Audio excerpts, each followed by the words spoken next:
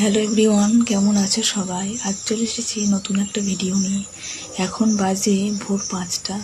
মা এখন ওঠেনি, আমি উঠে পড়েছি। আর ঘুম থেকে উঠিয়ে কি করছি জানো? চুরি করতে এসেছি গাইস, তবে নিজেদের বাড়িতে থেকে। এই দেখো, এটা হচ্ছে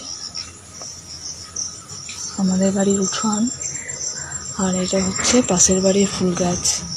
নিজেদের বাড়ি থেকে পাশের বাড়িতে চুরি করছি গাইস। তবে ফুল যে চুরি করছি সেটা দেবতার উদ্দেশ্যে নিবেদন হবে, তাই না?